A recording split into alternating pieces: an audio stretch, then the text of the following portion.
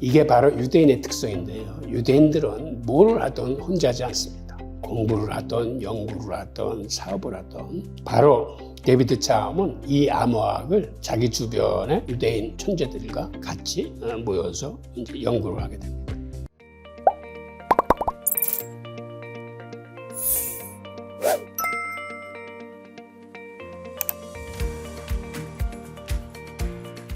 안녕하세요. 호잉큐입니다. 오늘은 유대인 암호학자들이 기존 통화금융 세력에 도전한 이야기를 알아보겠습니다. 여러분들이 잘 아시는 데이비드 차움에 대한 이야기입니다. 우선 우리가 알고 있는 비트코인은 어느 날 뚝딱 홀로 탄생된 암호화폐가 아닙니다. 즉 비트코인이 탄생하기 전까지 한 30여 년 동안 유대인 암호학자들의 개발의 역사가 있습니다. 우선 그것들이 어떻게 시작됐는지 한번 같이 보시죠. 1950년대 냉전 시대에는 미국이 자유진영의 세계 경찰 노릇을 하면서 나름 여러 나라도 도와줬지만 세계 경찰이라는 자만심으로 사실은 넘어서는 안 될 선을 넘으면서 오만한 행동들을 한 것들이 있습니다. 우선 1954년 이란을 시작으로 2003년 이라크까지 15차례나 다른 나라의 반미 정권을 실각시켰습니다. 그 중에 하나로 1973년 칠레 아엔다 대통령이 CIA 도청과 그들이 부추긴 쿠데타로 인해서 비참한 최후를 맞이하게 됩니다. 이때 이러한 사실을 알게 된 데이비드 차움은 큰 쇼크를 받게 됩니다. 즉 아엔다 대통령이 도청과 감시로 인해서 그러한 최후를 맞게 되는 걸 보면서 개인 프라이버시의 보호가 얼마나 중요한지를 절감하게 됩니다. 자, 이 과정에서 데이비드 차움이 어떻게 암호학자가 됐는지 당시 시대상을 한번 보겠습니다. 1973년 미 국방부는 인터넷을 민간에 개방합니다. 그리고 2년 후인 1975년 암호 기술도 민간에 개방을 합니다.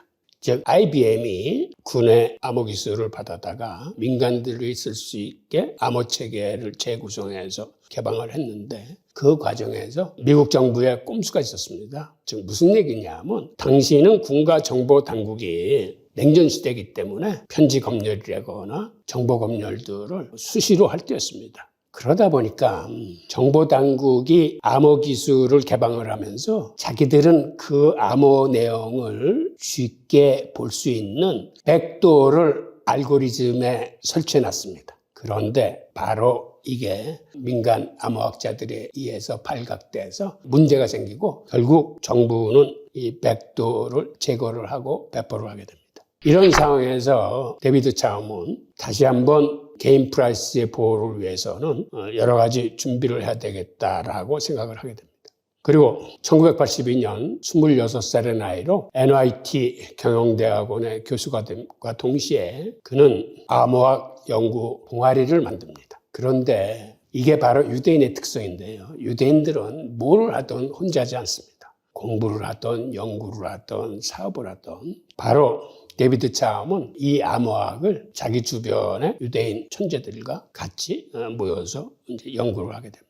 그리고 데이비드 차움이 암호화폐 아버지라고 부르는 이유는 그 스스로가 오늘날 암호화폐 뼈대를 구축하게 됩니다. 사이버펑크 운동이 시작되기 전에 이미 17개의 특허를 보유하게 됩니다. 그리고 차움이 먼저 가장 중요하게 생각했던 대목은 개인의 프라이버시가 침해당하지 않으려면 서신을 주고받을 때도 이게 외부로 노출되지 않고 남들이 쉽게 내용을 알지 못하게끔 익명으로 서신을 주고받는 게 중요하다고 생각해서 익명통신을 가장 먼저 개발하게 됩니다.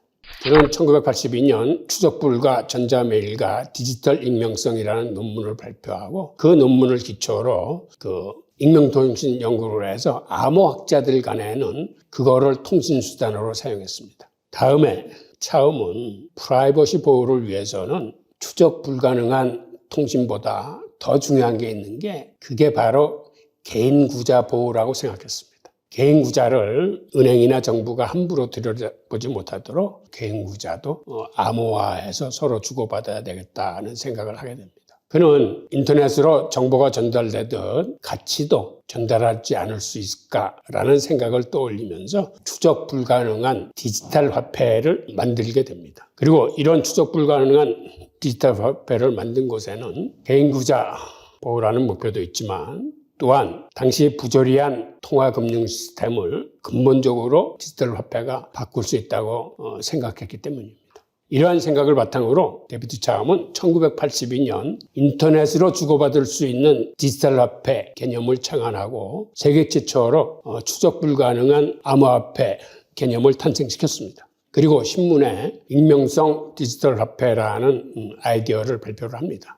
그리고 세계 최초로 이캐시라는 암호화폐 백서를 오픈소스로 작성을 합니다. 그리고 1983년에는 은익서명이라는 개념을 소개합니다. 블라인드 시그네처라고 거래자 신분과 메시지 내용을 노출시키지 않고 결제 사실을 검증하는 은익서명인데 이를 통해 추적 불가 디지털 화폐를 제안하게 됩니다. 은익서명은 거래 당사자 정보를 암호화해서 추적하지 못하게 하면서도 거래의 완결성을 확보한 기술입니다. 즉 암호학을 금융거래에 접목시킨 겁니다. 이로써 신뢰 프로토콜 구축에 첫발을 내딛습니다. 차움은 암호화폐뿐만 아니라 이러한 기술이 직접 민주주의를 시행하는 데 지향점을 두고 있습니다. 그래서 차움은 이를 디지털 화폐뿐 아니라 전자투표에 적용해서 익명성 투표를 지킬 수 있다고 주장하고 있습니다. 1985년에는 신분 없는 보안, 빅브라더 이기는 방법이라는 논문을 발표해서 사이버 펑크 운동을 촉발시킵니다. 암호학자들이 주도하는 사이버 펑크 운동은 1990년대 전후 인터넷 대중화와 함께 이루어졌는데 주 활동 지역은 IT 혁명 근거지인 샌프란시스코 베이 지역이었습니다. 사이버펑크라는 말 자체가 암호를 뜻하는 사이퍼에 저항을 상징하는 펑크를 붙여서 만든 합성어입니다. 유대인 암호학자들이 주도한 블록체인과 가상자산 개발은 사이버펑크 운동을 통해서 본격적으로 시작되게 됩니다. 사이버펑크들은 정보당국의 검열을 피해 익명통신인 크립토그래피 메일링 리스트를 통해 서로 소통을 합니다. 사토시 나카모토가 비트코인 개념을 알린 것도 바로 이 메일링 리스트를 통해서 공개하게 된 것입니다. 차움은 본인이 제안한 디지털 화폐 이캐시의 상용화를 위해서 1988년 유대인 과학자들과 함께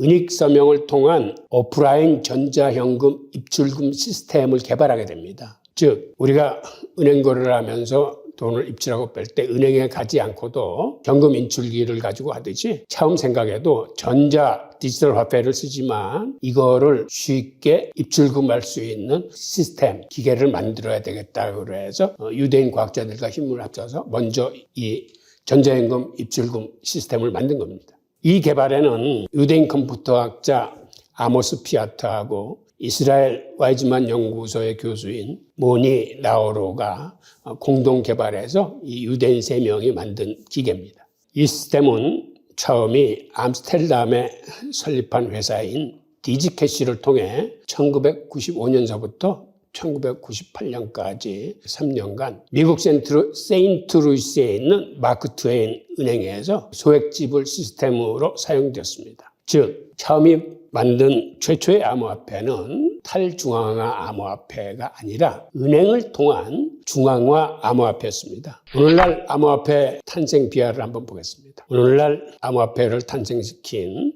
그 주역들 4사람, 데비드 차움, 닉 제보, 아담 백, 할피니 이 4명이 모두 유대인으로 추정됩니다. 우선 그들이 만난 과정을 보면 차움은 이캐시 개발을 위해 1990년에 네덜란드의 디지캐시라는 회사를 창업을 합니다. 그가 미국에서 시작하지 않고 네덜란드에서 사업을 시작한 이유는 미국 정부의 견제를 피해서 해외에 회사를 설립한 것입니다. 그리고 그가 1982년에 발표한 백서를 토대로 이캐시 개발에 착수하게 되는데 이캐시는 사용자를 비밀에 붙이면서 신용을 증명할 수 있는 화폐입니다. 그런데 이때 이캐시 개발팀에 입사한 인턴 사원이 있었는데 그 인턴 사원이 바로 여러분들이 잘 아시는 닉 제보입니다. 닉 제보는 1964년 헝가리의 유대인 가정에서 태어났으며 1956년 소련에 대항해 싸운 그 아버지의 영향으로 소련 같은 중앙집중식 정권이 얼마나 쉽게 권력을 남용할 수 있는지에 대해서 깊이 이해하면서 자랐습니다. 데이비드 차움과 닉 제보 두 천재의 만남은 암호화폐 개발사에 큰 액을 긋게 됩니다. 마침내 1993년 세계 최초로 컴퓨터 네트워크를 통해 거래할 수 있는 익명성이 보장된 디지털 화폐 이캐시가 출시에 성공합니다. 이 사진은 당시 디스켓시 개발팀이었는데 이 5명의 개발팀 중에서 오른쪽에서 두 번째가 닉 제보로 추정이 됩니다. 아래 사진이 최근의 닉 제보 사진이고 이 5명의 사진이 1994년 당시의 닉 제보 디스켓시 개발팀인데 여러분들이 보시면은 같은 사람임을 알게 되실 겁니다. 자, 처음 이 개발팀은 이캐시에 특히 3가지 중요한 기능을 적용했는데 하나가 은닉 서명입니다. 또 하나는 암호화된 계좌입니다. 또 하나는 이중지불 방지 시스템입니다. 오늘날 암호화폐의 뼈대를 이루고 있는 기술이 이미 이캐시에 이때 적용이 됩니다. 즉 보내는 사람과 받는 사람의 신호는 암호하지만 누구에게 보냈는지는 식별할 수 있는 시스템을 고안한 겁니다. 비트코인과 유사한 아이디어입니다. 이캐시는 은행이 거래 내용을 확인할 수 있는 신용카드와 달리 은행이 거래 내역을 알 수 없도록 익명성을 보장해서 만든 화폐이기 때문에 차움을 암호화폐 시조라고 부르는 이유입니다. 그런데 이캐시와 비트코인의 차이를 한번 보죠. 이캐시는 은행의 라이센스를 판매하려고 은행과 연계한 중앙화 시스템을 사용했습니다. 반면에 비트코인은 블록체인 기술 기반의 탈중앙화 시스템을 토대로 만들었다는 점이 차이입니다. 즉 비트코인은 탈중앙화 시스템이지만 처음 만든 암호화폐는 은행을 염두에 두고 만든 중앙화 암호화폐입니다. 이게 이캐시의 사용 기본 개념입니다. 이 개념에서 보면 이캐시를 쓰는 과정이 중간에 은행을 통해서 경유되고 있음을 알 수 있습니다. 즉 이캐시는 개인 프라이버시 보호에만 신경 써서 만들었기 때문에 기존 금융 시스템을 활용한 중앙화 암호화폐라는 점이 오늘날의 탈중앙화 암호화폐의 큰 차이점입니다. 처음에 설립한 디스켓시는 초기에 제법 잘 나갔습니다. 당시 네덜란드 정부, 도이체뱅크, 크레디트 스위스 은행 등과 계약을 맺고 비자 카드 등으로부터도 투자를 유치했습니다. 그리고 뱅크 오브 아메리카는 공동 프로젝트 개발을 제의할 정도였고 마이크로소프트와 협상이 시작됐습니다. 그런데 마이크로소프트는 이캐시를 당시 1억 달러 현찰로 사겠다는 의견이었고 당시 1억 달러 작은 돈이 아님에도 데이비드 차움은 그렇게 하지 말고 마이크로소프트의 소프트웨어가 팔릴 때마다 거기다 껴가지고 패키지당 2달러를 내라 라고 요구를 하면서 결국 이 협상은 결렬됩니다. 그리고 마크 트웨인 미국의 지방은행이 1995년 처음으로 이 시스템을 도입해서 소액 결제에 활용하게 됩니다. 그리고 1997년에는 신용카드 발행사인 머커틸 은행 등도 이 시스템을 사용합니다. 그런데 이 익명성을 못마땅해 하는 미국 정부의 그 눈치로 인해서 은행들이 이캐시 시스템에서 탈퇴를 하게 되면서 결국 파산을 맞게 됩니다. 그리고 이때 데이비드 차움과 닉 제보를 보완한 이 개발팀들은 자기들의 실패의 원인을 분석하게 됩니다. 이때 분석했던 게 크게 2가지였습니다. 이캐시가 보안에 너무 취약하다. 해킹이 너무 쉽다. 어떻게든지 이 문제를 해결해야 된다라는 게 그 하나였고 또 하나는 이캐시를 은행과 연계하다 보니 제3자의 그 신뢰에 너무 의존했다. 이는 감시와 검열에 노출될 우려가 있을 뿐 아니라 무엇보다 지속 가능한 생명력에 문제가 있다라고 진단을 합니다.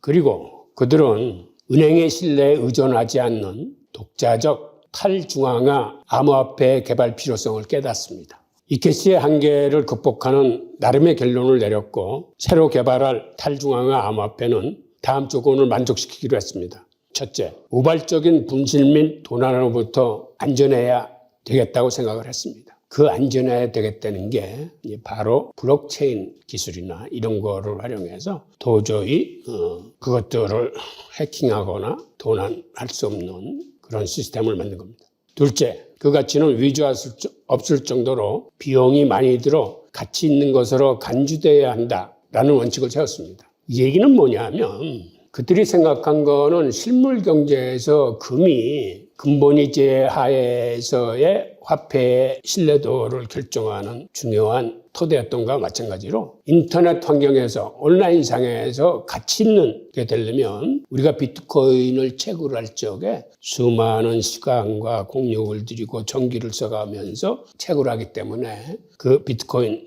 가치가 디지털 금이라고 인식되듯이 바로 그러한 개념을 이때 정립하게 되는 겁니다. 셋째, 그 값은 간단한 관찰이나 측정으로 정확하게 근사되어야 한다라고 목표를 정했습니다. 즉, 암호화폐의 가격을 산정할 적에 그것이 쉽게 그리고 누구나 인정할 수 있게 시중에서 가격이 형성되어야 하겠다라는 목표를 갖고 있었습니다. 그들은 그간 실패에서 얻은 귀중한 교훈을 토대로 새로운 탈중화 암호화폐를 개발하기로 합의를 하게 됩니다. 자, 다음 닉제보의 행보는 스마트 계약이라는 개념을 고안해내고 그 다음에 닉제보는 비트골드라는 암호화폐의 백서를 내놓게 됩니다. 그리고 1998년에 닉제보가 내는 비트골드는 비트코인의 기원으로 불릴 만큼 원리와 구조가 비슷합니다. 곧 비트코인의 기본적인 원리들은 모두 비트골드의 컨셉과 아주 유사합니다. 그 중요한 내용을 살펴보면 컴퓨터를 사용하고 있는 참가자들은 어느 정도 컴퓨터의 파워를 이용해서 암호화된 퍼즐을 풀고 그 퍼즐이 풀리면 비트골드를 얻게 되는 구조였습니다. 그리고 퍼즐은 풀릴 때마다 조금씩 어려워지면서 비트골드를 얻는 것도 어려워지게 되는 구조입니다. 그런데 이 모든 것이 비트코인과 너무나 유사합니다. 닉제보가 비트골드를 고안할 때 디지털 가상공간에서 금과 같은 역할을 할 수 있는 안전하고 신뢰할 수 있는 가상화폐를 만들자는 취지에서 이름을 비트골드라고 지었다고 합니다. 백서에는 비트골드한 내용은 단 한마디도 나와 있지 않습니다. 사실 사토시 나카모토는 비트코인을 만들고 난 다음에 자기한테 영감을 주거나 도움을 주는 다른 많은 사람들을 언급을 했습니다. 그런데 그의 언급에서 비트골드에 대한 내용은 한마디도 없습니다. 비트골드 개념 만든 닉제보가 비트코인 또한 만들었다고 생각돼서 사토시 나카모토로 지목되기도 했지만 닉제보는 부인했습니다. 그리고 닉제보는 1999년에 신뢰 프로토콜이라는 논문을 발표합니다. 그리고 그는 이후 이 신뢰 프로토콜 연구에 천착을 하게 됩니다.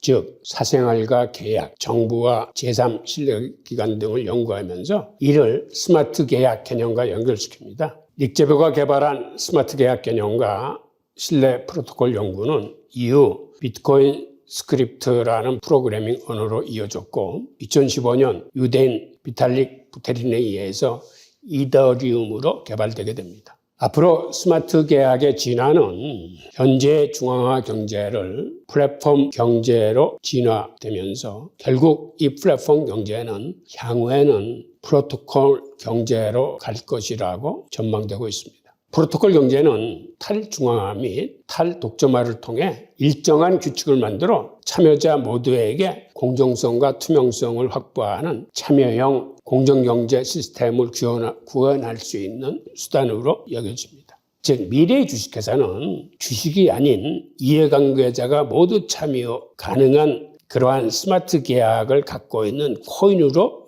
대체될 가능성이 있습니다. 또한 현재의 암호화폐를 만든 유대인 암호학자들로서 할피닉이라는 인물이 있었는데 이 양반은 2009년 초 사토시로부터 비트코인을 전송받은 최초의 인물이며 사토시 이외의 최초 비트코인 채굴자입니다. 그는 2004년 해시캐시를 이용해서 재사용 가능한 작업 증명을 개발했습니다. 이는 정보를 숨기는 암호화와 달리 정보의 위변조를 확인하는 인증에 중점을 두었고 이를 이용해서 같은 해 이모니를 개발해서 공개했습니다. 참고로 핀이라는 성은 하나님의 선물이라는 뜻의 유대인 성입니다. 안타깝게도 할피니는 2014년 루게릭병으로 사망했습니다. 사실 암호화폐 탄생에 기여한 암호학자들 중에는 유대인 학자들이 많습니다. 특히 핵심 4인방인 데이비드 차움, 그의 동료 닉제보, 그리고 아담 백과 할피니가 모두 유대인으로 추정됩니다. 일부에서는 사토시 나카모토가 한 사람이 아니라 비트코인을 공동 개발한 유대인 암호학자들의 비공개 모임일 거라고 추정이 되기도 합니다. 감사합니다.